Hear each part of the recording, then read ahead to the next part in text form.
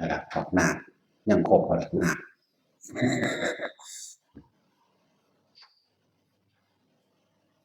เดี๋ยวจังนั้นในนะครับน้องปวกเราซ้อมให้ได้ในจังน้อยละบอกผู้นั้นได้แล้วอีกผู้หนึ่งได้สัตว์หรือเมื่อแล้วยังอยู่เห็นอยู่บอกยังอยู่บอกอีกหมู่อีกผู้หนึ่ง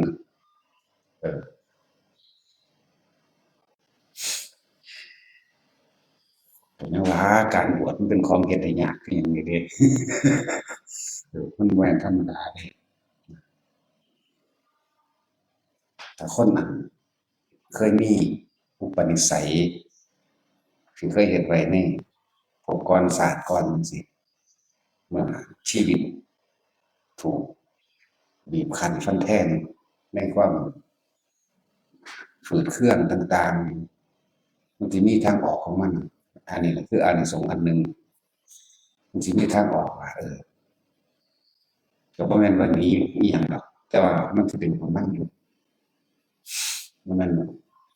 บ่แม่นว่ามีปัญหาหรือว่าขี้คร้านบ่มีการงานมีคดีหรืออิหยังก็แล้วแต่เวลามัน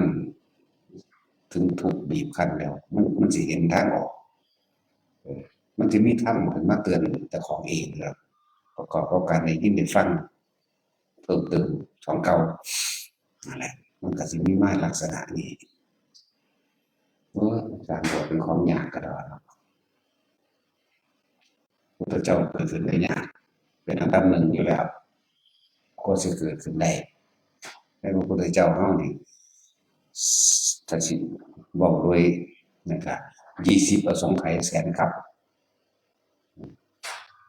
ที่นึกเล่นๆภายในที่นั้นบ่ทันได้เอามารวมเลยวัน40พุ่นเด้อถ้านึกเล่นๆบ่ได้เอามารวมแต่ว่าเริ่มตั้งใจจริงๆ20อสงไขยแสนกับพุทธเจ้าเฮาแต่ละอีกก็เป็นศรัทธาธิการ40อสงไขยแสนกับนึกนึกเล่นๆมั่งท้อถอยมั่งเฮ็ดมั่งบ่เฮ็ดมั่งนั้นนี่มั่งรวมแล้ว80พุ่นเด้พวกนั้นตั้งใจก็ตั้งใจเป็นทานบารมีจังซี่เรื่องขั้นต้นอุปปารมีทานะอุปปารมีทานปรัตถปารมีจังซี่มาสู่ตรงปรมัตถะนี่40ขึ้นมานี่บัดปรมัตถะหมายถึงเอาชีวิตแลกให้ผู้อื่นยามเจ็บปวดยามทุกข์ทนให้ผู้อื่นเสียสละตัวเองอดแต่ผู้อื่นอิ่มเด้เป็นจังซั่นตัวเองตายแต่ผู้อื่นรอดขนาดนั้นเด้มันบ่ธรรมดาเดะอันเบาๆมาส่ำเฮาสิไปอ่านหนังสือกับกับพ่อได้เข้าโคกในการคิดในการนึกได้อยู่ดอกประเภทวิริยะทิกะนี่โอ้ยเป็นตาเมื่อยคือหยัง80ประสงค์ไขแสนกับนั่นแหละเรื่องสั้นแหละในศาสนาของพระพุทธเจ้าเฮานี่ความดีส่วนเดียวความเลว3ส่วนนั่นเด้ในพุทธเจ้าสัทธาธิกะคนดีความดี50คนเลวก็50เกินก็เกินแล้วในศาสนาของพระวิริยะทิกะนี่ ความดี3 ส่วนความเลวส่วนเดียวนี่มันเป็นสิ่งมันกลับกันไปกันมาอยู่อย่างว่าระยะเวลาต่างๆกันจึงบอกว่าความเกิดขึ้นความอุบัติขึ้นของพระพุทธเจ้าเป็นความที่อุบัติได้ยากที่สุดเพื่อเพิ่นสินำธรรมออกมาแสดงเลยความจริงธรรมคือความจริงของชีวิตสัตว์ทั้งหลายความจริงในการเวียนว่ายตายเกิดความจริงในการพอเกิดความจริงเรื่องของกรรมตามความหยาบความปานกลางความละเอียดต่างๆนานาสารพัดเพิ่นต้องรู้แจ้งเห็นจริงคักๆอันนี้คำว่าการพูดเล่นไม่มีสำหรับพระพุทธเจ้าเลยบ่มีแต่เว้าจริงจังซั่นแล้วว่าพวกเฮานั้นปลายเข็มกับท้องฟ้าขอให้อยู่ในพวกเฮาขอให้จุดหนึ่งของปลายเข็มในท้องฟ้าเถอะวะเนาะกว่าสิมาพบมาพ้อมาเห็นธรรมเพิ่นนะนั่นล่ะเป็นของเกิดขึ้นได้ยากเมื่อพระพุทธเจ้าเกิดขึ้นได้ยากผู้แสดงธรรมก็ยากอีกต่อมาผู้นำคำสอนของพระเจ้ามาแสดงต่อก็ยากอีกผู้ปฏิบัติธรรมก็ยากอีกมันธรรมดาเด้เนาะนั่นแหละจังว่าให้เห็นคุณค่าให้เป็นผู้หนักแน่นธรรมะพุทธคารโตความจริงของชีวิตสรรพสัตว์ทั้งหลายธรรมะก็คือความจริงนั่นเองพุทธะแปลว่าผู้รู้ผู้หนักแน่นในความรู้ตามความเป็นจริงธรรมะพุทธคารโตนั่นแหละฉายานี่มันก็บ่ได้มาง่ายๆเด้มันก็เป็นมาของมันแล้วพุทธคารโตผู้หนักแน่นในความเป็นพระพุทธเจ้าเอาธรรมะมาต่อผู้หนักแน่นมั่นคงตามความจริงในความจริงของชีวิตสรรพสัตว์เขาแปลภาษาเขามันจะเข้าใจง่ายอย่างภาษาเขาธรรมะจึงแปลว่าความจริงของชีวิตหมู่สัตว์ทั้งหลายที่กระทำกรรมต่างๆนานาสารพัดแล้วก็เป็นไปตามที่ตัวเองกระทำความจริงที่กระทำกรรมสิ่งใดไว้ย่อมได้รับผลของกรรมนั้นสืบไปความจริงที่แบ่งออกมาทำเลวตกนรกเลวแบบนั้นแบบนี้อีกความจริงที่สัตว์ไปเป็นเปรตความจริงที่สัตว์ไปเป็นนรกความจริงที่สัตว์ไปเกิดเดรัจฉานความจริงที่สัตว์เป็นมนุษย์แต่เขาไม่แย่มนุษย์อาภัพอีกเป็น10 ชมพูคนน่ะธรรมดาถึงสัตว์เล็กไม่แย่ความจริงของกระทำกรรมเช่นนี้ไปสู่สวรรค์ไปสู่ลูกขเทวดาไปสู่ภูมิเทวดาไปสู่สัมภวะต่างๆเป็นไปการกระทำเช่นนี้เป็นหมู่พวกมันกระทำเช่นนี้อนาคามีกระทำเช่นนี้อรหันตผลมันนี่คือความจริงเรื่องธรรมะแต่ผู้ใดนักเนี่ยตามความเป็นจริงว่าคำว่าพุทธคารโตแปลว่าผู้หนักแน่นในความเป็นพระเจ้าหรือผู้หนักแน่นในธรรมของพระพุทธเจ้าตามความเป็นจริงนี่แหละมันจึงว่าเอาทำเป็นไงเอาทำเป็นไงเอาตายเขาแรกง่ายๆคือเด้เนาะฉะนั้นเราพอเขามีโอกาสแล้วฟังนำไปปฏิบัติกันฟังแล้วนำไปปฏิบัติจริงๆมันก็ได้ยากหรอกมันยากเพราะมันห่วงเพราะว่าทำสมาธิกับห่วงความสงบแต่ฝึกหัดปฏิบัติหรืออ่านไปแล้วก็ห่วงในความอยากรู้นั้นเห็นนี้เมื่อห่วงนิพพานไปได้บัดนี้มันธรรมดาเลยมันต้องบ่ห่วงความสงบบ่ห่วงผลที่ตอบรับแม้กระทั่งพระนิพพานก็บ่ต้องห่วง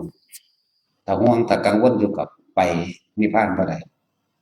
มันฆ่าตัวคิดตัวห่วงเป็นสั่นตัวห่วงเนี่ยห่วงนิพพานก็ไปนิพพานบ่ได้ ก็ใส่คำว่าปรารถนานิพพานซื่อเมื่อเฮาฮู้ว่าจุดหมายเป็นแบบนี้ต้องวางสิ่งที่เกิดในปัจจุบันนะธรรมะบ่ได้แยกชีวิตสัตว์ชีวิตคนเด้เสมอเหมือนกันเบิดธรรมะคือความจริงของทุกชีวิตสรรพสัตว์กระทำสิ่งใดใดสิ่งนั้นธรรมะหรือเป็นธรรมะการทรงฌานเจริญฌานหรือเพื่อเกิดสมาธิและเห็นตามความเป็นจริงไผก็ตามบ่ได้เกี่ยวกับศาสนาใดๆทั้งสิ้นปฏิบัติแบบนี้ตามที่เพิ่นปฏิบัติมาตามที่เพิ่นรู้แจ้งมาย่อมได้รับรสแห่งธรรมเหมือนกันย่อมพ้นจากความเวียนว่ายตายเกิดเหมือนกันบ่เกี่ยวกับศาสนาใดๆทั้งสิ้นนั่นแหละเพิ่นจึงว่าธรรมะเป็นของมีอยู่ของมันเป็นของมันอยู่แบบนั้นพระพุทธเจ้าสิเกิดหรือบ่เกิดก็ตามบางยุคก็บ่มีพระพุทธเจ้าเกิดแต่ว่ามีปัจเจกพุทธะผู้รู้เฉพาะตนผู้รู้เฉพาะตนแล้วก็ไม่อาจสามารถที่จะสั่งสอนบุคคลผู้อื่นนั้นได้เรียกว่าปัจเจกพุทธะพระเจ้ารู้พระเจ้าก็บรรลุถึงนิพพานเฉพาะพระเจ้าบ่สอนพวกนี้นั่นแหละมันบ่แม่นของง่ายๆเด้แล้วก็ในสมัยของพระปัจเจกจังสิบ่ได้ใส่ชุดงามๆคือเฮาเด้ของเฮาเป็นระเบียบเป็นแบบฟอร์มที่ดิ่งเดียวกันเป็นแบบเดียวกันเบิดนะมันสีเหลืองมันสีกักมื้อนี้ก็ช่างแล้วก็ธรรมะพุทธเจ้านี่บ่มีการแบ่งแยกว่าหินยานมหายานมหานิกายหรือธรรมยุทธ์บ่มีผู้ใดยังมีความแยกผู้ใดยังมีความแบ่งอยู่ผู้นั้นก็ยังติดยังค้างในความแยกในความแบ่งบ่มีธรรมเดียวกันพุทธะเดียวกันถ้าเข้าถึงความรู้แจ้งตามความเป็นจริงคือเอิ้นว่าพุทธะกับพุทธะเดียวกัน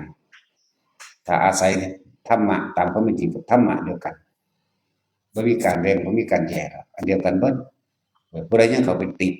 ในตำราและอาจารย์ผู้ใดยังเข้าไปติดในการแบ่งแยกว่า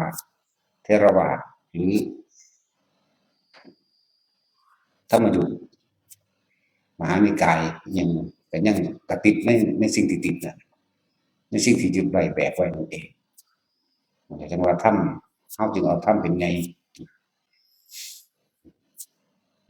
หายากอยู่ดอกผู้สิมาบอกแบบนี้คือมันยังค่าเก่งอกเก่งใจยังแบ่งยังแยกกันอยู่แต่ว่าบัดเหมือนภิกษุนักบวชแบ่งแยกออกว่าอันนี้บาดแบ่งแยกออกว่าคือโลกมันมาแบบนี้แล้วหรือเป็นมหานิกายหรือเป็นธรรมยุทธ์นะครับแต่อันนี้ความปฏิบัติจริงบ่เกี่ยวกับมหานิกายหรือธรรมยุทธ์ถ้าปฏิบัติเหมือนกันที่เรียกว่ามีความเห็นตกลงปลงใจเป็นอันหนึ่งเดียวกันเรียกว่าศรัทธาเสมอกันจึงจะอยู่กันได้ด้วยนะครับจึงจะอยู่กันได้เด้นั่นแหละเพิ่นเลยมีแบ่งแยกจังซั่นจังซี่แม่นบ่แบ่งก็สร้างได้บ่นี่ว่านี่คือเทรวาทหรือธรรมยุทธ์อันเดียวกันแต่เฮ็ดบ่คือกันอยู่นำกันบ่ได้เด้เพราะว่าศรัทธาบ่เสมอกันนะครับความเชื่อความเห็นไม่เสมอกันบัดนี้ข้อวัดปฏิบัติต่างๆชื่อว่าศีลนั่นเป็นอันว่าศีลไม่เสมอกันนะแต่คือจริงคือข้อวัดปฏิบัติต่างๆไม่เหมือนกันไม่เสมอไม่เหมือนกันไม่เสมอกันไปอยู่ด้วยกันบ่ได้จาคะความเสียสละความเสียสละความเห็นแก่ตัวหรือมื้อนี้ก็อยู่นำกันบ่ได้บ่ล่ะปัญญาบ่เสมอกันเรียกว่าปัญญาบ่เสมอกันก็อยู่นำกันบ่ได้มีเพิ่นว่าศรัทธาศีลจาคะและปัญญาแบ่งก็มีแยกตะกี้ก็บ่ได้แบ่งแยกหยังสมัยพระพุทธเจ้าแตกออกเป็นนิกายต่างๆเท่าใดก็สร้างถ้ามาอยู่นำกันแล้วเฮ็ดนำกันก็ไปนำกันได้แม่นบ่ล่ะคือผัวกับเมียนี่ขนาดคนเหลือคน2คนถ้าความเห็นความเชื่อบ่เสมอกันอยู่นำกันยากอยู่บ่ได้เนาะไปว่าหยังกับหลายคักปานนี้จังว่าผู้ใดบวชเข้ามาแล้วจังบอกให้ว่าให้เฮานั้นมีข้อวัดเป็นอันหนึ่งอันเดียวกันชื่อว่าศีลอันเดียวกันข้อวัดปฏิบัติมันคือชื่อว่าศีลก็เลยอย่างนั้นก็เป็นศีลอย่างหนึ่งของเธอเห็นว่าล่ะอ่านเอาไม่หันแหละพวกเขามาแล้วอย่าเพิ่งมองข้ามพระวินัยเด้ เพราะว่าพวกเขาว่าหนึ่งจากอย่างอย่าเพิ่งเป็นอรหันต์ศึกษาไปเป็นในอันเป็นเครื่องรักษาตัวเองสะก่อนภายในเป็นเครื่องรักษานักบวชก็ต้องรักษาภายในให้รู้แจ้งในภายในสะก่อนอย่าเพิ่งมองข้ามไปคือเป็นอนุบัญญัติใหม่บ่แม่นอนุบัญญัติภายหลังมันบัญญัติใหม่เมื่อภายหลังแล้วก็ให้อยู่นำกันซะก่อนให้ได้นิสัยซะก่อนโดยเบื้องต้น5 ปีซะก่อนจังซี้นะก็เอาตามนั้นซะนะแต่ว่าถ้าผู้รู้แล้วดีแล้วเนี่ยเขาจะบ่ได้เอาตามนั้นก็ได้บ่ล่ะโอ้ผู้นี้ต้องไปเอาข้อวัดปฏิบัติทั้งนั้นเขาจะไปส่งไปหมดเพื่อสิไปหาข้อวัดจักว่าล่ะจังซั่นก็มีนะว่าถ้าหาดอกปีเดียวก็ให้ไปได้หรือบ่พอปีก็ให้ไปได้เด้นี่มันแล้วแต่ดุลพินิจของเพิ่นผู้เพิ่นเป็นครูเป็นอาจารย์ไปได้แต่ว่าตอนนี้เฮาเบิ่งอยู่นี่ไปได้ยินได้ฟังมาไปคัดเอาจากคำสุดยอดแล้วเอามาเป็นวาทะแห่งตนแม่นบ่ล่ะความจริงตัวเองปฏิบัติถึงไหนเออนั่นแหละเป็นหยังจังว่าเฮาคือมีความรู้ความเห็นมากเฮาคือมีประสบการณ์อันนี้มากพอเฮาไปอยู่ป่ามามากแล้วเราก็ไปหาก็เฮ็ดเนาะตลอด20-30คือบ่ต่ำกว่า30นี่ฝึกเล่นนั่นนี่โอ้ยอันเครื่องละเล่นต่างๆในสมัยเป็นเณรเยอะแยะก็ไปเห็นไปประสบพบมาตั้งมากมายเบิ่งเขาปลุกพระตบขึ้นเออปลุกพระไปขึ้นเฮือนผู้สาวมั่งปลุกพระไปเอาเลขมั่งเฮ็ดนั่นเฮ็ดนี่บัดเฮาไปเฮ็ดเบิ่งบ่มีหยังเป็นจักอย่างบ่เป็นได้ตุบๆตับๆอันนั้นน่ะเนี่ยก็ขึ้นปุ๊บๆนี่แต่ว่าถ้าเฮาภาวนาเฉพาะเฮาคันเป็นอยู่อยากว่าล่ะแต่ถ้ามีผู้ว่าก็เป่าปูดบ่เป็นเด้แต่เฮารู้จักอีหยังหลายๆอย่างของละเล่นทั้งหลายแหละถ้าเป็นมีพูนนั่นแหละว่าแต่อันปิดโรงเรียนเลิกโรงเรียนมีรถพระเพิ่นมาชวนออกไปไปตัวเฮาไปโลดเด้บ่ได้จักแม่นไผยังไปจังซั่นแหล้วปิดเทอมน้อยก็ไปปิดเทอมใหญ่ก็ไปเป็นจั่งซั้นเลยนั่นล่ะแต่ว่ามันเป็นหยังคือมีอิหยังมากมายแท้ว้ายไปนำพระบางองค์เจ้าอย่ามื่นตาเด้อเขาสิพาข้ามน้ำนะข้ามแม่น้ำสารวินจับอันจับพาไปไว้ดีๆหลับตาไว้หลับตาไว้ไปย่างน้ำจับจ่อมนี่เด้อกะว่าบ้ามันสิสุดแล้วนั่นมื่นตาเบิ่งติปัวลงน้ำใครแหน่มันฮอดฝั่งดอกเออจั่งซี้ก็มีโอ้ยแต่กี้อาหารแบบภาคกลางหายากกะดอกเนาะลางเทื่อเฮานอนบ่ทันได้ตื่นเพิ่นไปบิณฑบาตมาเดะเป็นอาหารกรุงเทพสมัยนั้นโอ้ยทอดไข่ทอดปลาทูมันสิธรรมดาเพิ่นสำแต่เพิ่นไปบิณใส่แล้วแต่เบิ่งเฮามาคิดเมื่อภายหลังดอกอาหารแนวนี้มันอยู่ในกรุงเทพเท่านั้นแหละเออพวกอันผัดๆทอดๆนั่นนะจั่งซี้ก็มีนั่นแหล้วแต่ผู้อื่นเราบ่แม่นเฮาเดะเพิ่นบิณมาให้กินบ่ทันตื่นนั่นแหละโอ้คือมาจ่อคักแท้เนาะบัดนี้เอาเอาเบิ่งก็ดูแต่เฮ็ดแนวนี้มันเสียสมาธิเฮ็ดเผลอๆไปข้างในก็มื้อใดก็เฮ็ดนี่เฮ็ดมาเป็นเดือนแล้วมันเสียซะจ่ออยู่จังซี้จักแม่นอิหยังเบิ่งเขาเฮ็ดแต่เขาเฮ็ดคือเผลอๆคือเขาบ่เป็นเฮ็ดเห็นบ่มันเฮ็ดเผลอๆไปได้อันนี้มันตั้งใจเอาว่าล่ะเดี๋ยวก็มาขยายใส่อีกเด้บัดนั่นแหละไปมันฝากถิ่นทายจังไปขยายเอาตัว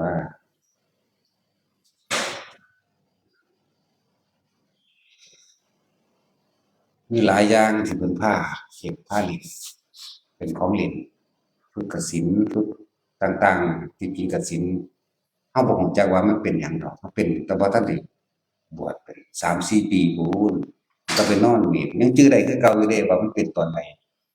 นอนเมตอยู่ซ่านเห็นเป็นคือน้ำมันไหลเป็นคือจังหม้องเฮานี่เป็นเลื่อนไปเด้เลื่อนไปเบิ่งแล้วมันก็จำได้ที่ว่าจำได้กลายเป็นคลื่นน้ำระยิบระยับเป็นวงกลมบึ๊บเป็นประกายพลึกคราวเดียวก็เปลี่ยนเป็นแนวใหม่หยุบหยับหยุบหยับอยู่บัดนั่นแหละฮู้หยังอยากเห็นหยังมันปรากฏขึ้นนี่นั่นแหละมันคิดจังซั้นจังซี้มันก็ปรากฏขึ้นมันเป็นภาพในหั้นเดะวะออกมาโลดจังซี้ก็มี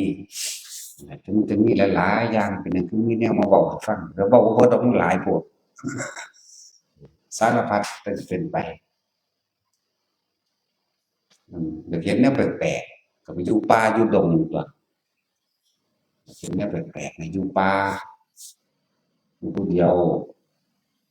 แต่อยู่นำหมู่มันสิคิดมันสิบ่ย้านนำมันบ่ร่วมแต่อยู่นำหมู่มันสิปรุงแต่งฟุ้งซ่านไปกับการสนทนากันการคุยกันความนั้นความนี้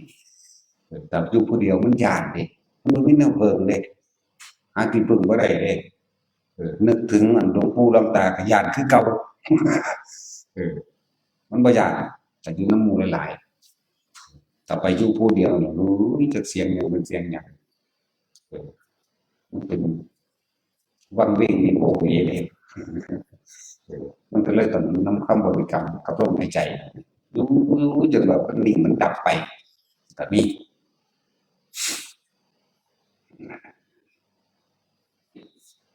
จึงมีประสบการณ์หลาย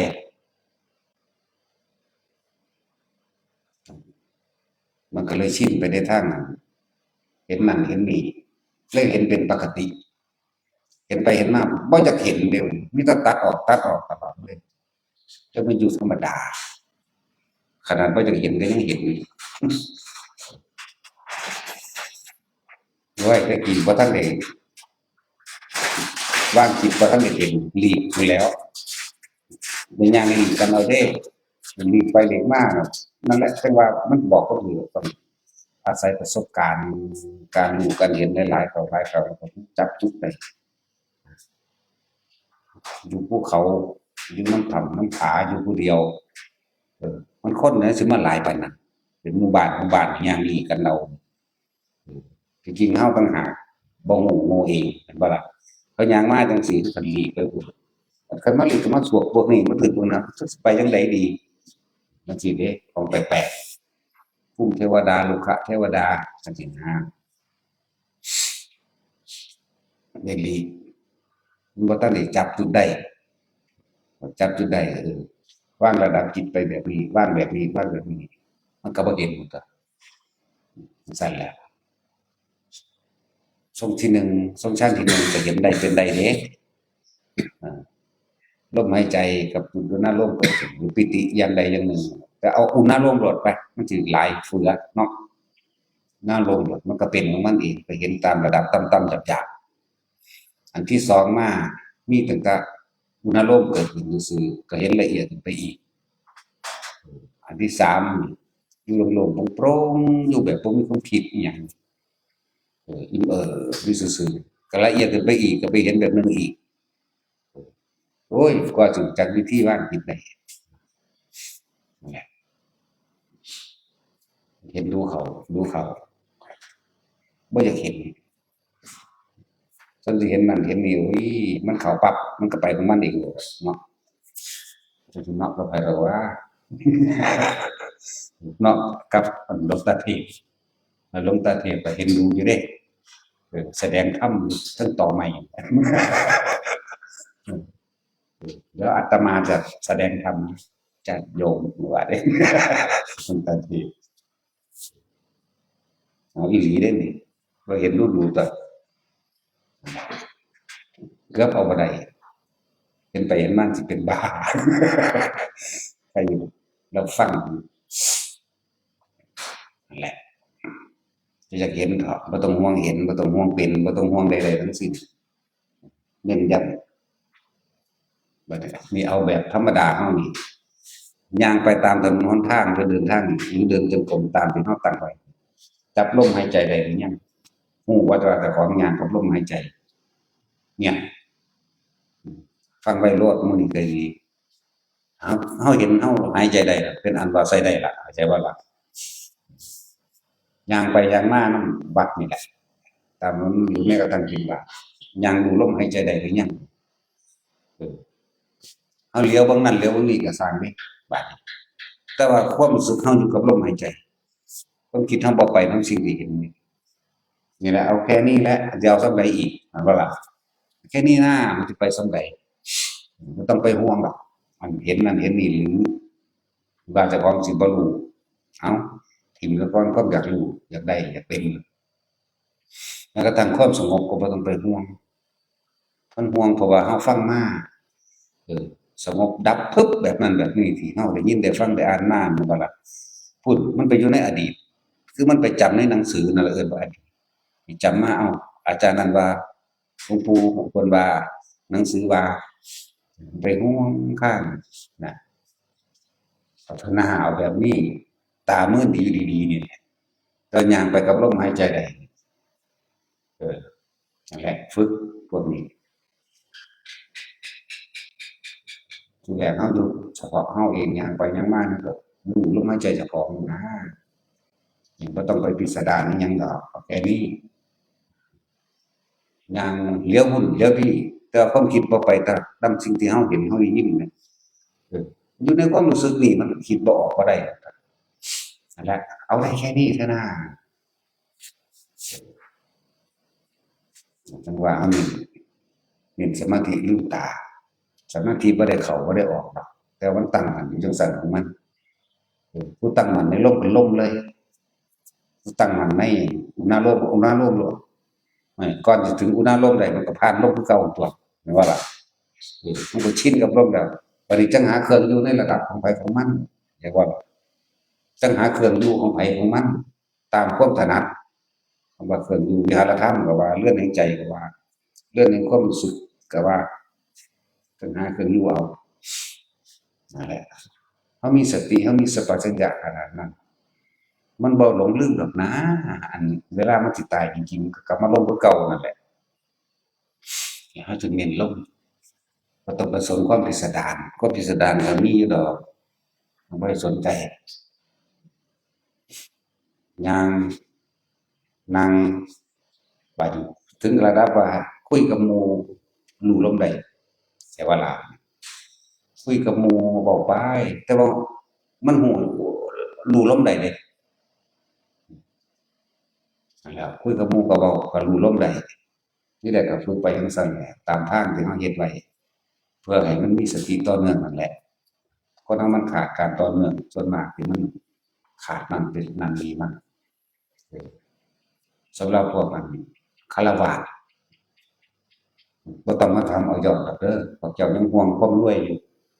เฮ็ดไปตามนั้นซะก่อนจะมาถามแล้วอันนั้นคืออันนี้คือแล้วต้องทำยังไงอย่าพึ่งฝาผัวฝาเมียมันได้ซะก่อนเนาะจั่งซี้เออแต่เขาก็ตอบให้คือเก่านั่นล่ะว่า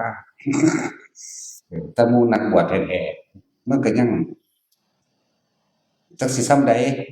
เนาะนักบวชที่ปราศจากการงานแล้วปราศจากหนี้สินปราศจากการเงินปราศจากความกังวลในการทำมาหากินก็กินเที่ยเดียวแล้วเนี่ยเอ้าเออก็ยังเฮ็ดได้ส่ำใดนั่นน่ะฉะนั้นที่ว่ามาถามว่าพระยอดมันบอกของท่านจั่งซี้ทำยังไงจึงจะต่อเนื่องจั่งสิฝาผัวฝาเมียมาก่อนมีให้คำตอบดอกมาเอาคักแม่นบ่ซั่นถือว่ามาภาวนาจัก5มื้อ7มื้อเจ้าเฮ็ดให้มันได้5มื้อ7มื้อมีปลาซะก่อนปลาชั่วคราวก็ได้เนาะภาวนาไปโอ๊ยสิ้นเดือนแล้วหนี้มาอีกแล้วแหน่มันก็ส่ำนั้นหนึ่งตัวนี่ตัดดอกอันนั้นตัดดอกอันนี้ ธปส.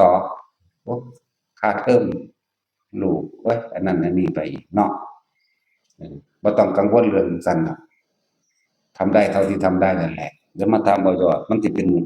สัญญาที่มันสิไป มันสิเป็นความทรงจำมันสิขวางความจริงที่เจ้าของกำลังเฮ็ดอยู่ใช่บ่ล่ะ ถ้าเฮาก็เฮ็ดไปนั่นแหละฝึกบิณฑบาตก็เป็นการเดินจงกรมนั่นแหละบิณฑบาตก็มีสมาธิตั้งมั่นอยู่ที่ลมหายใจสำหรับผู้มีเครื่องอยู่เป็นปกติโดยอุณโลมแล้วก็อยู่อุณโลมหรืออยู่ในความรู้สึกในกายว่าบางทีมันก็อยู่หน้าผากบางทีก็ขึ้นหัวบางทีก็ลงหน้าอกหรือเคลื่อนไปตามที่ต่างๆอันใดก็ได้ที่เป็นความรู้สึกในกายเฮา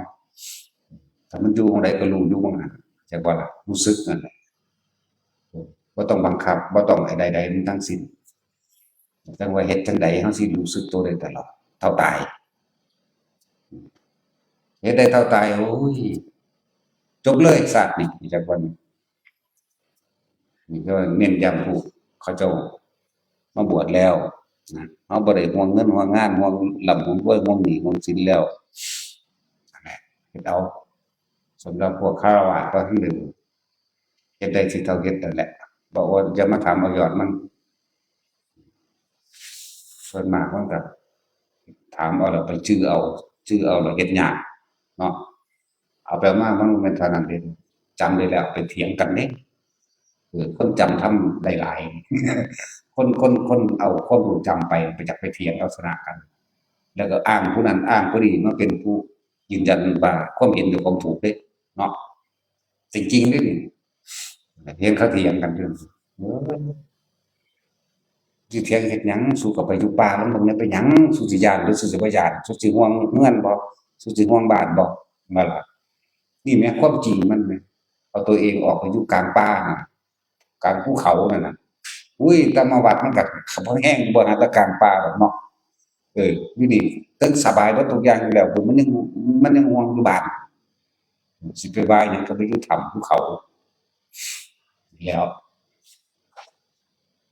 มันบ่แม่นเรื่องง่ายๆเดะแนวหมู่นี้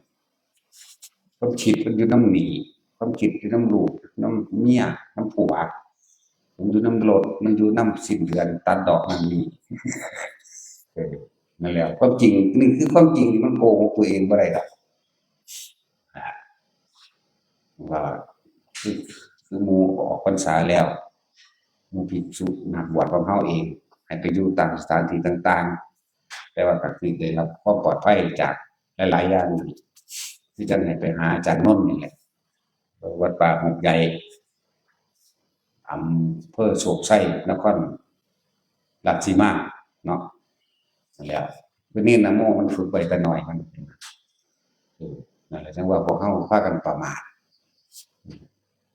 60 70 40 50 60 70 80จังมาฝึกหัดท่องสวดมนต์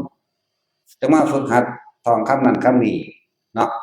บัดนี้นะโมมันเป็นตั้งแต่มัน7 ปีจังซี้แหมตั้งแต่มันบวชเออ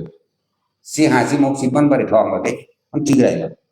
แม่นบ่ล่ะพวกเฮาเองยังมาท่องคำนั้นคำนี้อยู่เนาะจั่งซี้ล่ะนั่นเลยเอิ้นว่าสังสมเข้าไปสังสมสังสมไปเรื่อยบัดนี้เขาไปอยู่ป่าอยู่ดงเขาก็ต้องพ้อสิ่งแปลกๆคือจังมันเว้าเรื่องเห็นนั่นคนใส่ชุดขาวย่างเข้าไปในกำแพงจั่งซี้ก็เว้าจริงๆเดะน่ะเห็นจริงๆเดะนั่นน่ะ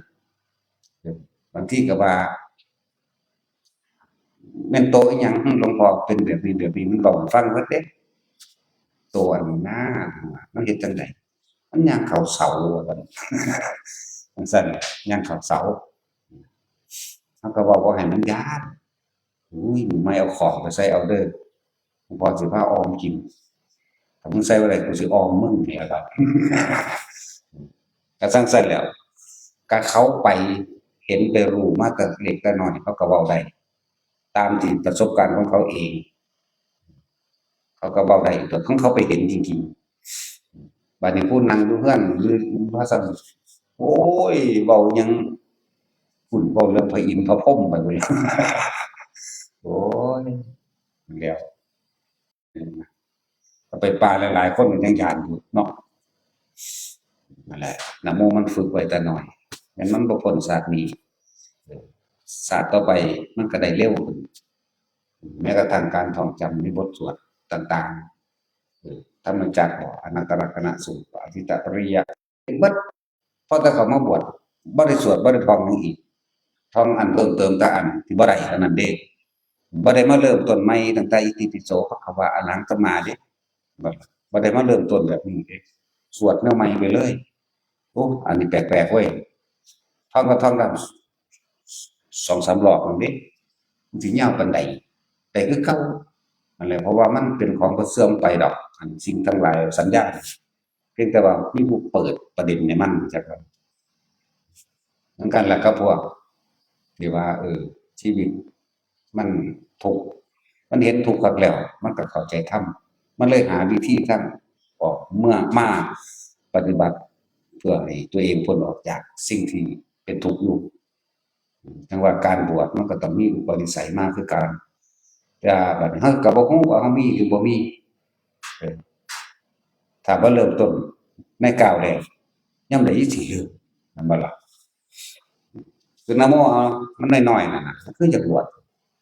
ก็ของเก่ามันมีอยู่แล้วมันมาเห็นพระซื่อๆมันก็เจ้าเข้าแล้วเด้นั่นแหละมันเปิดของเก่ามันมีอยู่แล้วแต่ที่แรกมันปิดบังไว้พอแต่มาเห็นปุ๊บมันสิดูดเข้าเลยเด้คือเขาก็มากแล้วหั่นนะมันเป็นจั่งซั้นมันเป็นตาน้อยได้โอ๊ยบางพวกเฒ่าสิตายมันบ่จักหยังตัดสินก็เฒ่าสิตายแล้วบ่ต้องมาจักหยังเนาะโอ้มียิ่งกว่านั้นอีกเด้ผัวกับเมียขี่มอไซค์ซาเล้งมาบ่แม่นซาเล้งธรรมดานี่แหละมาเขาเฮ็ดหยังหั้นเขาใส่บาตรกันพระเป็นร้อย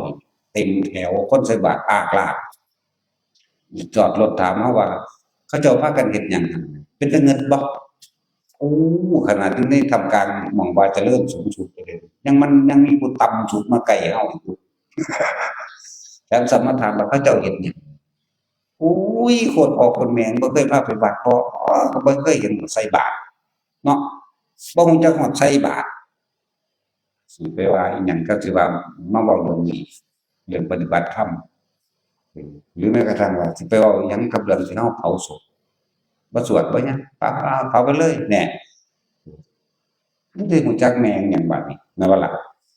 จั่นน่ะสิไปเว้าหยังกับเรื่องบาปเรื่องบุญสิไปเว้าอิหยังกับสักกายทิฏฐิวิจิกิจฉาสังโยชน์นิวรณ์โอ้ยแล้วซ่านแม่นบ่แต่ใส่บาตรมันก็บ่เคยเห็นว่าเขาเฮ็ดหยังเงิดบ่ล่ะกูเงิดหลายจะโอ้กูเงิดคักนั่นน่ะเงินหัวเงินจนหัว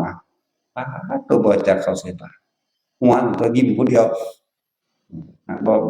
หัวก็นั่งอยู่เดียวเดี๋ยวนี้ก็มีอีหลีเนาะมันอยากหัวพี่น้องตัดสินนั่นแหละ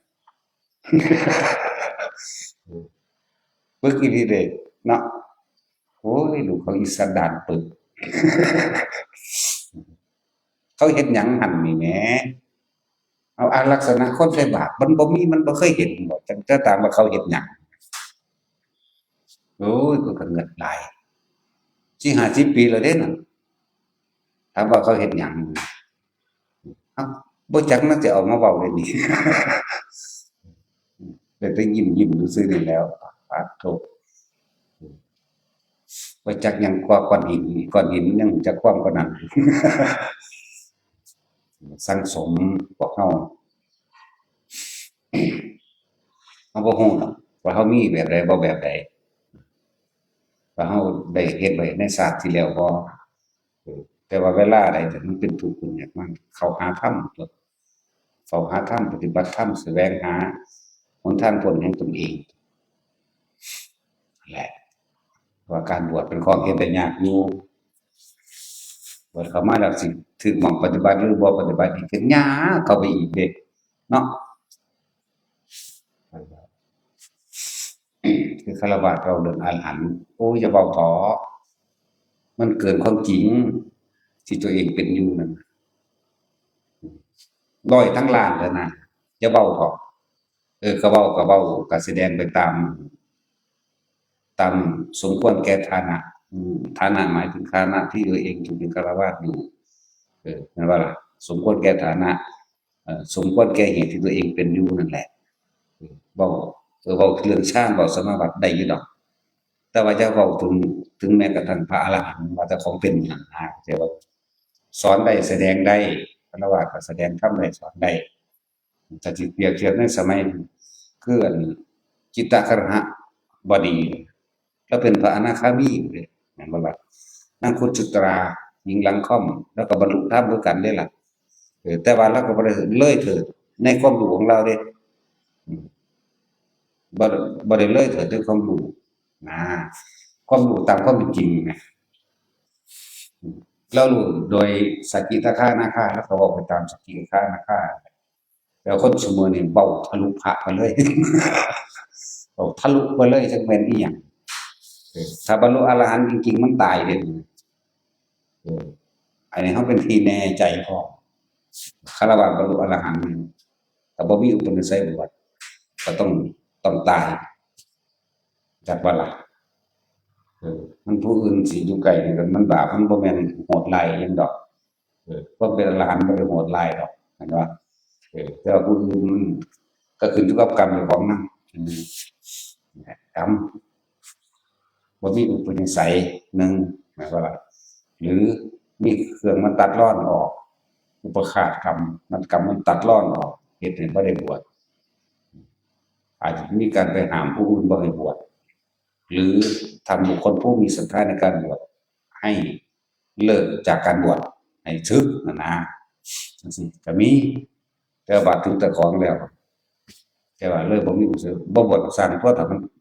บรรลุแล้วแหมเนาะแต่ว่าที่เว้าวากๆอยู่ว่าเจ้าของบรรลุนิพพานได้นี่นะมันบ่มีทางเลยบ่มีทางเป็นความเห็นส่วนตัวเราก็ได้ว่าเรามั่นใจ100,000,000%ฆราวาสบรรลุอรหันต์ตายมื้อนั้นนั่นแหละอันนี้ว่าให้เต็มที่เลยก็ได้เนาะ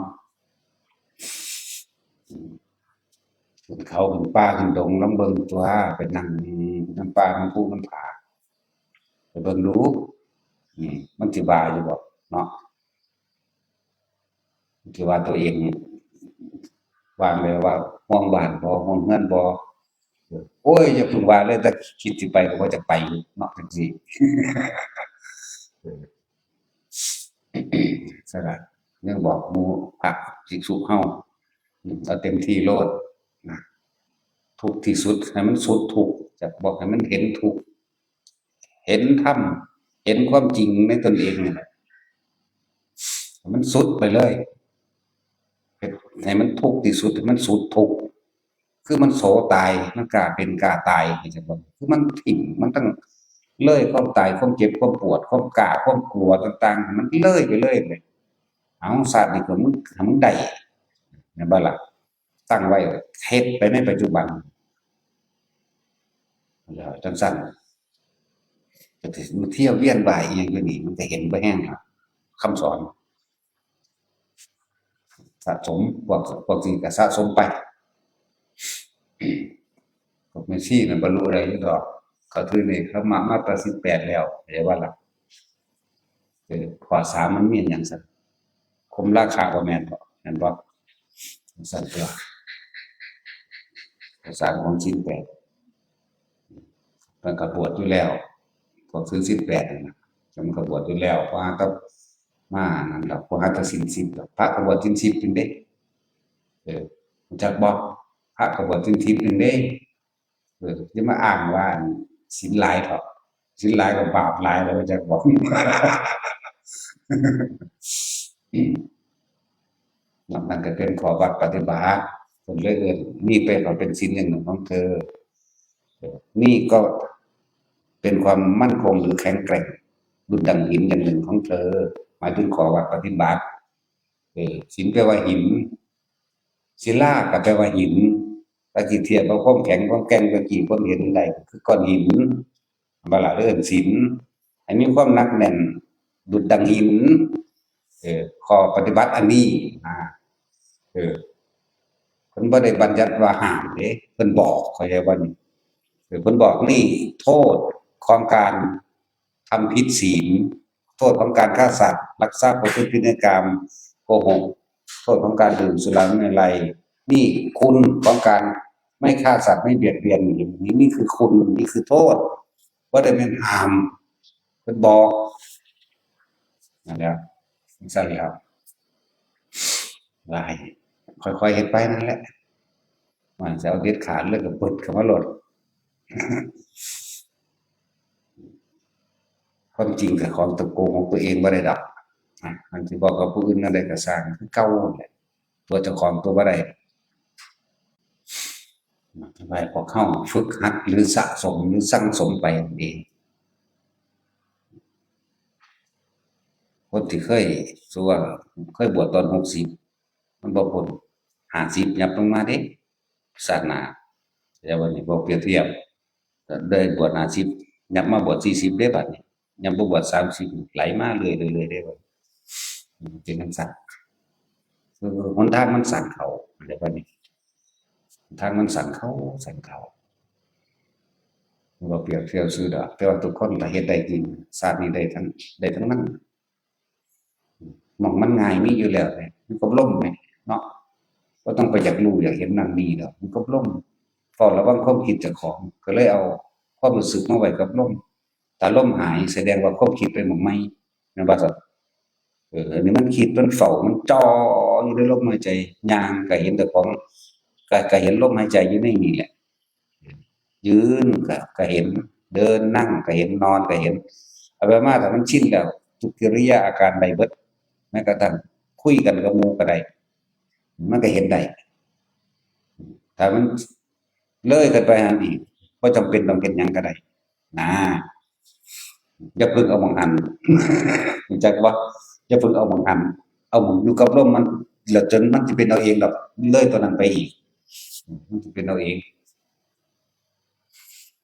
นั่นแหละสำหรับคนที่หลายอย่างก็สิเว้าเทียบนั่นเทียบนี่สำหรับคนดูแลรักษาคนป่วยก็ให้ฟังธรรมให้จับลมฟังธรรมไปพร้อมผู้ใดมีพ่อแม่ป่วยหรือญาติป่วยหรือไผก็ตามเขาเจ้าสิมักหรือบ่มักก็สร้างพอใจบ่พอใจก็ตามก็ยัดเยียดไปซะก่อนเนาะเวลามันจนตอกจนมุมมาจริงๆมันบ่มีผู้ใดถอดความรู้สึกเจ็บปวดร้อนหนาวให้เจ้าของได้เด้มันคือกระดูกสิแตกออกนี่เด้บ่ธรรมดาเด้มันคือกระดูกสิแตกออกคือกับมีอันใดหนึ่งดึงเนื้อออกจากกระดูกหรือแหวกเฮาออกเลยเด้บัดสิตายคักนี่ขนาดเฮาฝึกมาบ่แห้งก็ยังเป็นธรรมดาโอ้โฮมันยังขี้หมาอยู่ว่าแต่ของเก่งก็ตายซี่รู้จักว่าว่าซั่นสิเว้าได้บ่อู้ยขนาดมันยังไหลไปนำความเจ็บปวดอยู่อาใช่แล้วแต่กี้โอ้ยอันประเภทว่าไปเที่ยวหั้นเที่ยวนี่สวรรค์นรกอยู่ภพภูมิอยู่ป่าหิมพานต์เบิดนี่แหละภูเขาหิมะเป็นแบบใดสิคริเป็นแบบใดลูกคันธรเป็นแบบใดพวกนี้เป็นแบบใดอันนี้ก็รู้จักเบิดนั่นแหละนั่นแล้วประมาทเห็นบ่มันก็คนโลดแล่นไปในโลกนี้มันเด้นั่นแหละมันก็ประมาทโลดแล่นไปนอกโลกคือกันเบิดเลยบาดสิตายมาเห็นแล้วมันสิสนมันหันอืมภาพไส้เดือนขึ้นมาภาพป่าขึ้นมาภาพนั้นภาพนี้ขึ้นมาไหลไปนำตัวภาพนั่นแหละจักบ่ล่ะซั่นแหล้วแต่ว่าให้พยายามอยู่กับลมคนดูแลรักษาคนป่วยเด้อให้ฟังธรรมไปเรื่อยๆอานิสงส์การฟังธรรมแล้วก็จับลมหายใจไปพร้อมบ่แม่นธรรมดาเด้คนรู้เรื่องหยังได้ก็สร้างเออบางคนได้อรหันต์เลยก็มีเด้ถึงเราตามตำรากับพระภักคุนี่ป่วยเป็นโรคฝีตุ่มบักใหญ่ตัวป่วยนี่นั่นพระพุทธเจ้าแสดงธรรมให้ฟังแล้วมันก็สรุปลงด้วยอานาปานสติหลังจากเมื่อได้ฟังธรรมแล้วก็ไปสู่วัฏเชตวันอีกไม่นานก็สิ้นชีวิตตายพระอานนท์ก็ถามว่าไปไสนิพพานแล้วพระโคนั่นเข้าสู่นิพพานแล้วแน่จั่งซั้นแล้วพระป่วยบ่มีผู้ใดดูแลเนาะ พระป่วยบ่มีใครดูแลเขารังเกียจเพราะเราเป็นโรคเริมจักเริมบ่เนาะบัดนี้เนาะเออเป็นตุ่มขึ้นมาแล้วแตกแล้วก็เป็นหนองน้ำเหลืองไหลน้ำตามแข้งตามขาตามร่างกายนะเป็นโรคเริมบางผู้ใดจะเข้าใกล้ก็รังเกียจพระพุทธเจ้าก็เลยเอาผ้าไปเช็ดเอาผ้าสูบน้ำเสร็จก็เกิดความเย็นอีกอย่างหนึ่งคือมีความระลึกนึกถึงพุทธคุณหมายถึงคุณของพระพุทธเจ้าบ่ได้สวดหยังเด้จักว่าพระพุทธเจ้านี่เพิ่นแบบว่ายิ่งใหญ่สุดอยู่แล้วเนาะปาโตเพิ่นคือลดโตลงมาเสร็จตนสุดโตให้กูน่ะความหมายเขานะจักว่าความหมายพระครูได้เกิดความปลื้มปิติอย่างไงหมายถึงพระผู้ใหญ่ผู้สูงสุดของโลกแล้วล่ะมาเสร็จตนเสร็จโตให้จิตใจมันคลายลงได้มันเกิดความอิ่มเอิบเนาะเพิ่นก็เว้าไปนำเด้เพิ่นบ่ได้เสร็จซื่อๆดอกเพิ่นก็เว้าแสดงธรรมนั่นแหละแสดงไปนำเรื่อยๆเรื่อยๆบัดนี้เพิ่นก็บอกเพิ่นอยู่กับลมเด้อเนี่ยบัดสุดท้ายก็สิไปก็ไปถึงวัดเชตวันอีกไม่นานก็เสียชีวิตพระโน้นถามว่าไปไสเออนิพพานแล้วว่าน่ะนี่นั่นแหละ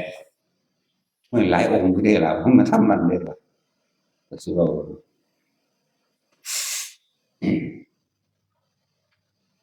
แล้วก็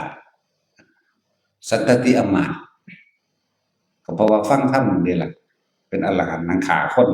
นั่งคารวะบรรลุธรรมคารวะบรรลุนิพพานตายมานั้นเป็นสั้นละจิตตคฤหบดีเศรษฐีแล้วเป็นพระอนาคาบัดนั้นตายก็ลงไปอรหันต์นี่ใช่ป่ะล่ะเป็นสั้นแล้วเขาบ่อยู่แค่นี้ดอกแต่เขาเอาตำรามาเว้าแหน่บ่แม่นว่าสิค้างอยู่หั่นอยากว่าไปเบิดนั่นแหละบ่แม่นว่าสิไปค้างอยู่แบบนั้นหรือพวกนางโสเภณีหมู่นั้นว่านางอำภาปารีหรือว่าอรหันต์บัดที่ตายนั่นแหละนางสิริมาไปเบิดนั่นแหละนับตามละเอียดไว้จังซั่นแต่ว่าไปตามนั้นแหละจังบ่เถียงกันปานนั้นก็มีผู้เถียงคือเก่าเก่งๆพวกมันอยู่ในเรือนเนาะเออพวกมันในห้องแอร์พวกนุ่งเข้ามุงก็บ่ได้นี่ เก่งเก่งนี่ภาษาอังกฤษเอาแง่จริงก็มาบวชนี่เนาะมันสิแน่จังใดบ่ต้องบรรลุหยังดอกมาบวชนี่ยากคือหยังนี่เด้ปานลากงัวลากควายเข้าวงกษัตริย์โอ้ยก็คิดเบิ่งกันเนาะคน7,000กว่าล้านคนบวชพอ2ล้านบ่ได้ในโลกนี้คือยัดตัวเจ้าของไผก็ได้ยอมรับตามความเป็นจริงว่าซั่น พวกเจ้าสิบ่ได้ความจริงพวกเจ้าสิได้แต่ความจำกับได้ความเห็นเป็นใหญ่ทิฏฐุปาทานศีลพัตตุปาทานทิฏฐิก็ยึดมั่นความคิดเห็นเจ้าของเป็นใหญ่จากสิ่งที่ได้ยินได้ฟังได้รู้ได้เห็นได้เป็นมาพร้อมเด้แต่ว่านี่จังเป็นกามุปาทานตามความพึงพอใจของเจ้าของเองอัตตวัตถุปาทานแสดงความเป็นอัตตาตัวตนของเจ้าของออกมานั่นแหละสัญญานั่นแหละมันจะถิ่มความอุปทานนี่ออกบ่เป็นมันก็เลยยึดขันธ์ห้าคือเก่าตั่วมันก็มันจะตัวเจ้าของได้จริงๆมันบ่ฮ้วงหยังดอกแล้วมันก็บ่เที่ยงมันบ่เอาอัตตาตัวตนมาเทียมมันก็มีคนเถียงเฮานั่นแหละผู้ใดจักรู้อนัตตาได้เพิ่นว่าเพิ่นถามคนที่ถึงอนัตตาก็รู้อนัตตาแต่คนที่บอกว่ารู้อนัตตาคือคนที่มีอัตตาเข้าใจว่าจังซี่มันสิเอาหยังไปรู้นอกจากผู้ไปถึงหม้องจุดเดียวกันจังว่าได้มาเถียงว่าต้องมันอธิบายอนัตตามันเถียงหาแม่มันบ่มันบ่มีแนวอธิบายเด้อเบิดแล้วเนาะเออมันว่างจากความเป็นตัวตนแต่อนัตตาจังซั่นแล้วว่างจากความเป็นตัวตนแล้วมีแต่คนมีตัวตนมาอธิบายเนาะ อนัตตาสุญญตามันว่างไปเบิดแล้วมันก็ได้ทัศนคติแต่มันบ่ไปเอามาอีกเด้นี่แค่คำสมมุตินี่ก็บ่แม่นอีกบ่ถึกอีกธรรมดาถ้าบ่เว้าแนวนั้นสิสิเข้าใจได้บ่มันบวชแตะก่อนบักหลามาเบิ่งมาเบิ่งซะก่อนสิได้ส่ำใด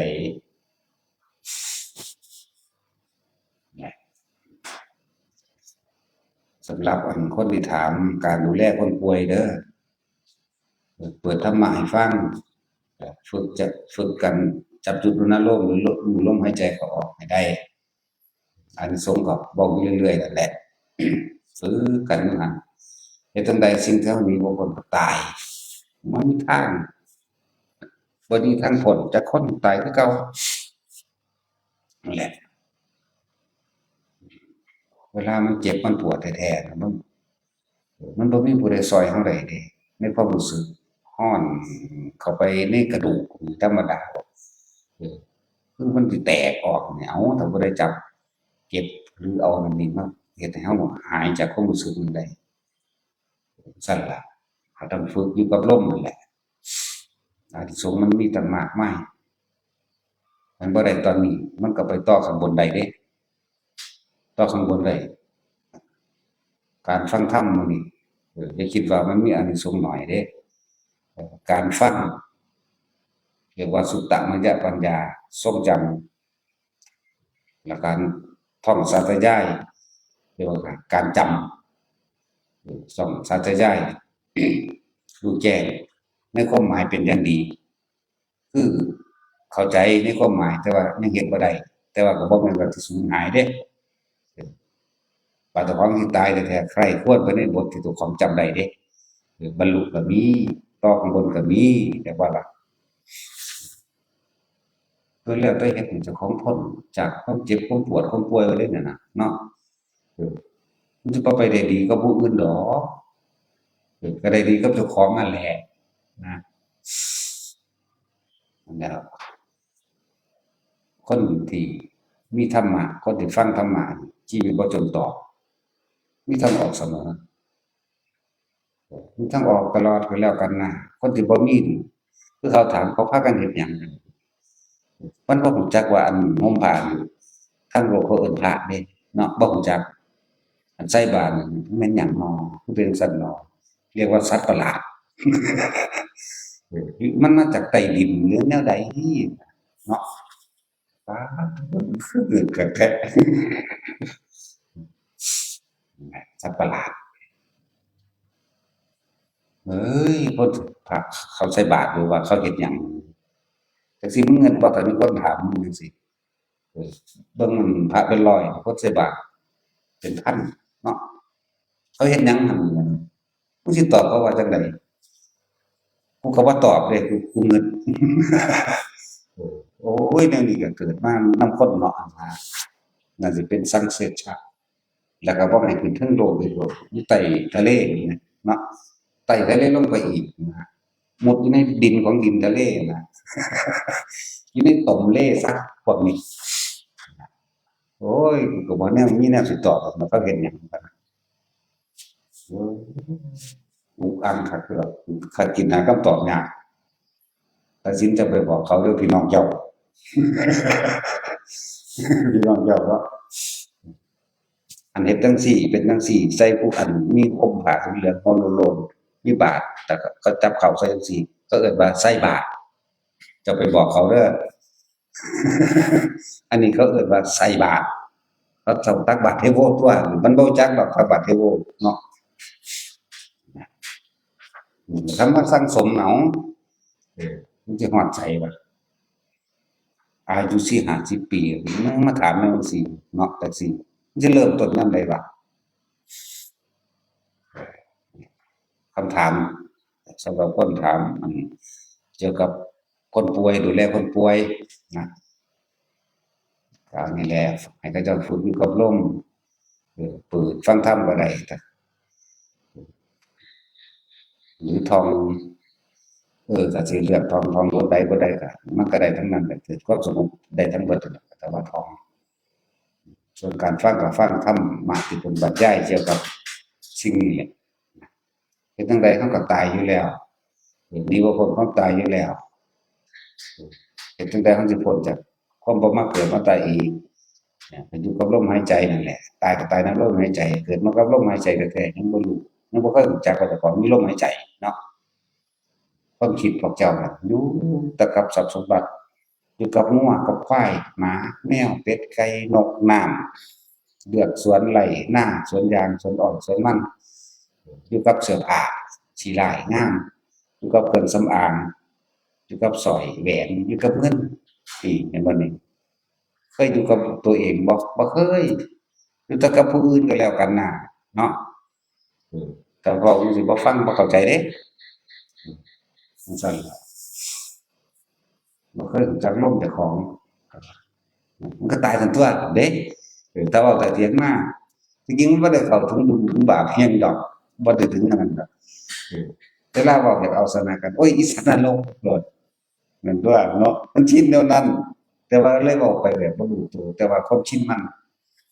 เว้าอยู่เรื่องบุญเรื่องบาปมันบ่แม่นเว้าแบบนี้โอ๊ยอีนักบุญใหญ่เอ้ยเว้ากระแทกกระทันกันโอ๊ยอีบาปว่าโอ๊ยอีนรก ถ้าผู้ใดไปฝึกหัดปฏิบัติโอ้ยอรหันต์ไงเอ้ยเด้เนี่ยแนวเว้าแนวนี้ล่ะถ้ามันเว้าตรงนี้มาฟังจังซี่ได้เป็นเรื่องละเอียดเฉพาะตนเป็นเรื่องที่นำไปฝึกหัดปฏิบัติตนเองนะว่าสะสมไปเรื่อยๆเอาบ่เฮ็ดตอนนี้สิเฮ็ดตอนใดว่าอยู่บ่บวชชาตินี้สิไปบวชชาติใดฝึกไปเรื่อยตัว คือเว้าเรื่องสวดมนต์ต่างๆสวดเฮาบวชเขาว่าเฮาบ่ได้สวดเด้เฮาบ่ได้มานั่งกุมทองเด้อันพวกผ่านมาหลายๆที่ใช้อยู่ในโลกนี่ที่ใช้อยู่ทั่วโดยทั่วไปบ่ได้ไปนั่งท่องจำเอาอันใหม่เลยจั่งซั้นแหละอันใหม่ก็บ่ได้นานอีกเด้2-3รอบ2-3รอบก็ปิดไว้ท่องปิดไว้ท่องเขาเดียวนี่เด้นั่นแหละเพราะว่ามันมีของเก่าเก่าส่ำใดก็คิดบ่ได้แล้วก็เก่าๆพู้นแหละเก่าเก่าเก่าล่ะบัดนี้พวกเราเฒ่าๆหาก็มาฝึกเนาะหูก็บ่ดีขาก็เจ็บเออความจำก็บ่ดีแล้วล่ะว่าดิจะไปเฮ็ดหยังอยู่ตั้งแต่เจ้ามันดีอยู่พุ่นปากเบี้ยวขาหักขาหักนี่แล้วจังมาหูก็ตึงพุ่นแล้วจังมามันบ่มีหม้องไปสิมาเฮ็ดหยังบ่ได้ก็ว่าซั่นจังมาก็มีป่วยสิตายแล้วจังมาก็มีเนาะแล้วฝึกหัดไว้เฮ็ดได้ก็ตายรวยก็ตายจนก็ตายสะอ่อนอีหยังก็แล้วก็ดอกครับสาๆเกิดมาหากินซ้ำตาย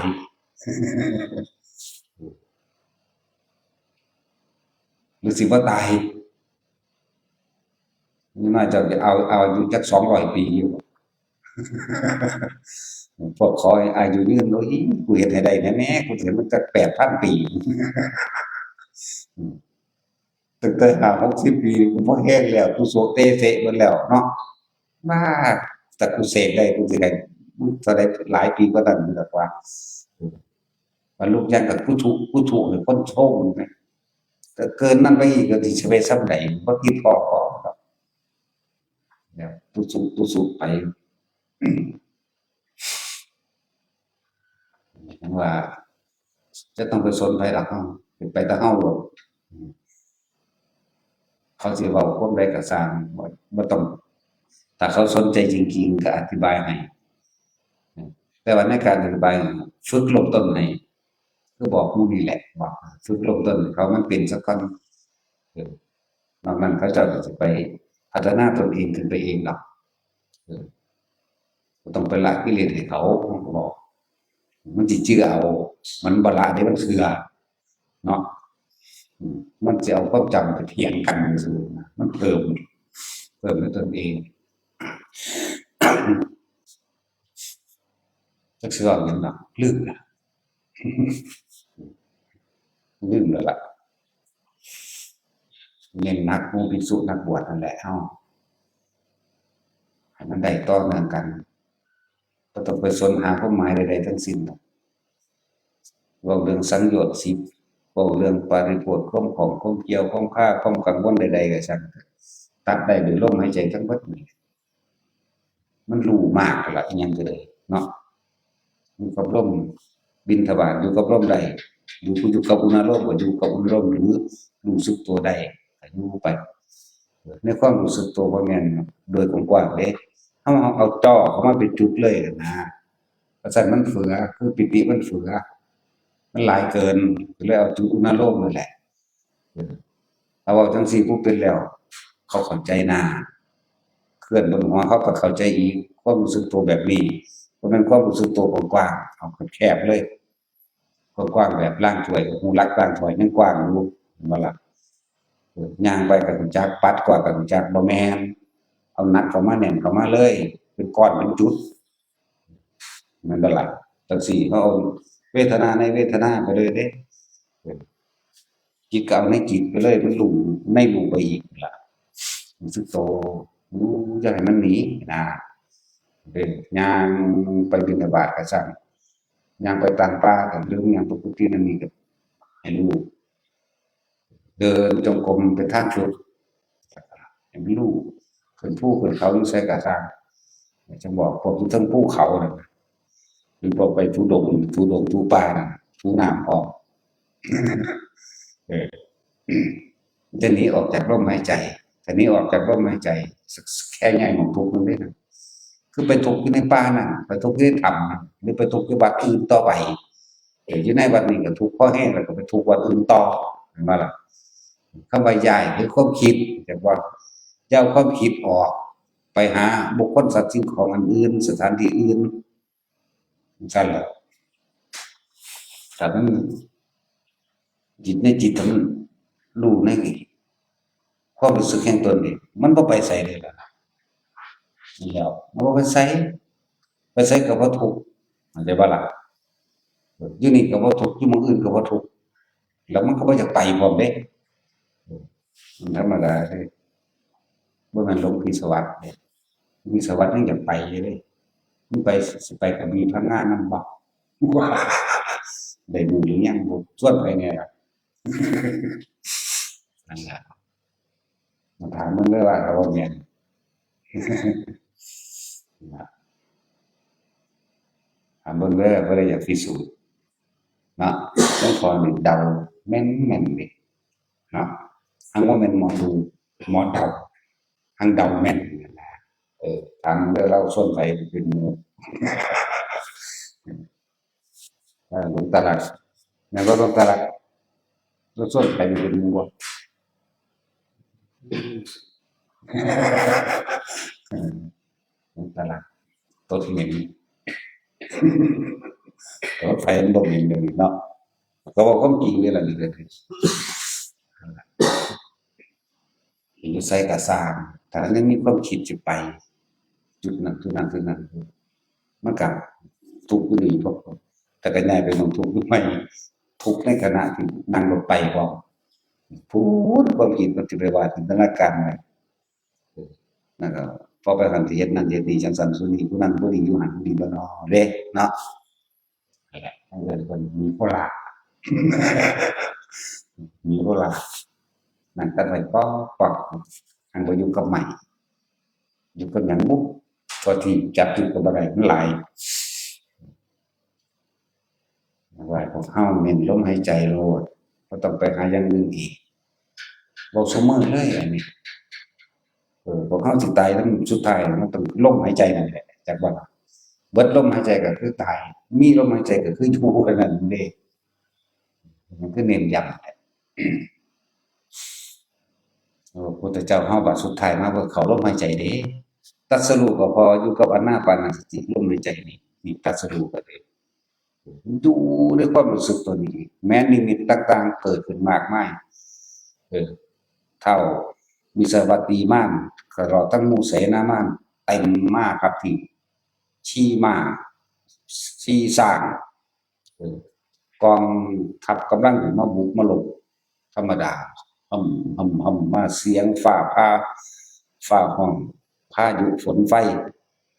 พายุแก้วพายุกรวดมาเสียงฟ้าพาเปียงฟ้าเปียงมาเพิ่นอยู่กับลมหายใจเพิ่นบ่ออกเข้าใจบ่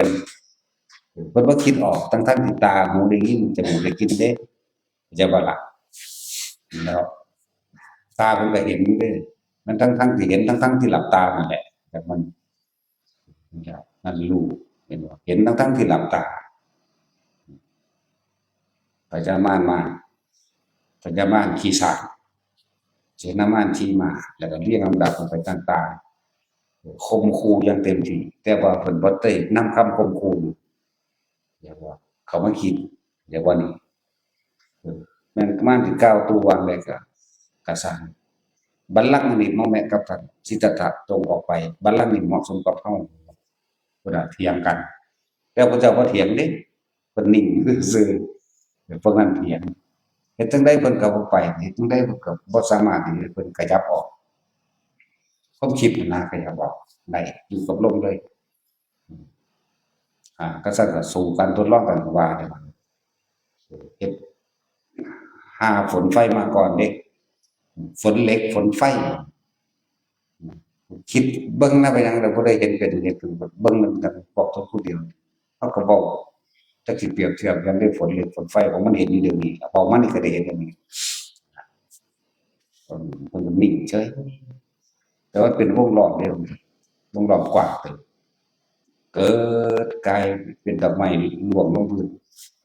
เขาเรียกว่าเตรียมนายพลธนูยิงเบิ่งมันก็ร่วงลงอีกเป็นคือดอกไม้บูชาสารพัดเฮ็ดนั่นเฮ็ดนี่ใส่เพิ่นบ่ได้นึกถึงแนวอื่นดอกเพิ่นนึกถึงบุญบารมีที่เพิ่นกระทำมาตลอดนั้นนับอสงไขยเพิ่นก็นึกถึงนั่นแหละบารมีของเพิ่นเองที่มันมีตัวย่อไว้อายันตุพนโตอิทัทนะศิลานิกรรมปัญญายุทธะทาจะโวคณทะอาวุธานิตุเพิ่นนึกถึงสิ่งที่ว่าเฮาเคยบริจาคดวงตามากมายยิ่งกว่าดวงดาวบนท้องฟ้าบริจาคเลือดให้แก่ให้เป็นทานแก่สรรพสัตว์โดยสิหวังสิ่งใดสิ่งหนึ่งตอบแทนเป็นไปแต่พระโพธิญาณนี่บ่มีให้ชีวิตเป็นทานนับประมาณบ่ได้เพราะว่ามีความที่พิเศษ